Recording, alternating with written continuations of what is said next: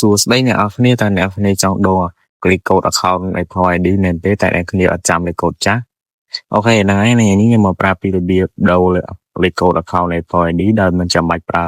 លេខកូដចាស់របស់យើងទេអញ្ចឹងមុននឹងចូលទៅវីដេអូមួយនេះអ្នកគ្នាកុំភ្លេចជួយចុច like subscribe ម្នាក់មួយផងដើម្បីទទួលបាននូវវីដេអូថ្មីៗពី channel របស់ខ្ញុំជាបន្តទៀតកុំឲ្យខាតពេលយូរយើងចូលទៅ setting របស់គ្នាតោះមកយើងចុចលើ Apple ID របស់អ្នកគ្នាមកអ្នកគ្នាឃើញពាក្យ password security នេះចុចទៅនឹងមក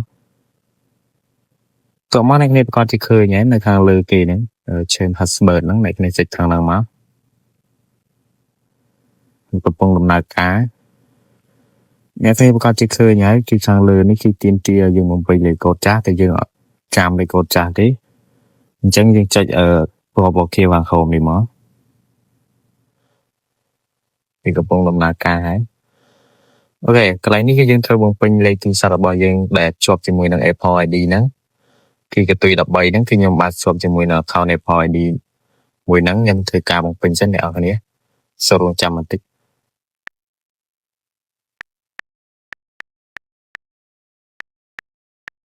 តោះមកអ្នកគ្នាសេចនិចខាងលើដល់មកនេះត្រង់តាមដៃហ្នឹង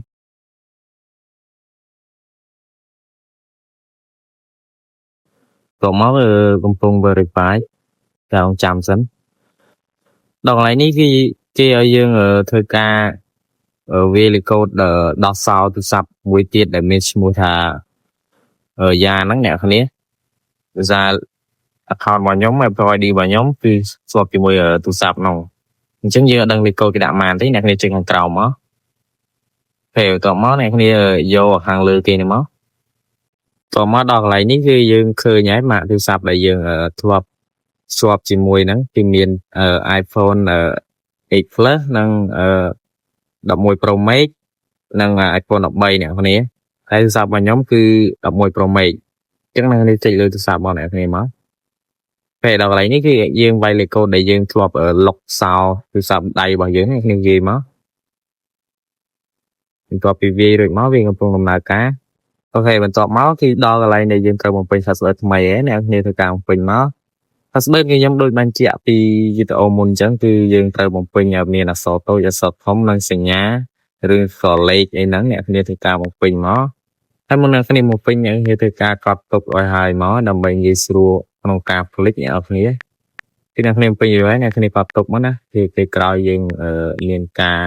ចាំបាច់ត្រូវមើលអញ្ចឹងយើងអត់បាត់ទេយើងកត់ទុកស្រេចអូខេអ្នកគ្នាធ្វើការពេញមកគឺអ្នកគ្នាពេញរួចហើយអ្នកគ្នាការចុច next ខាងលើនឹងមក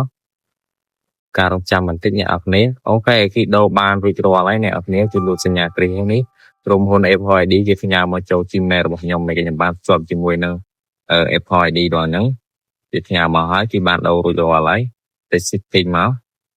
ហើយយើងត្រឡប់មកកន្លែងដើមវិញហើយអញ្ចឹងមើលវីដេអូនេះអ្នកគ្នាពេញចិត្តកុំភ្លេចជួយ subscribe like ម្នាក់មួយផងដើម្បីទទួលបាននូវវីដេអូថ្មីៗជាបន្តទៀតពី channel របស់យើងខ្ញុំសូមអរគុណច្រើន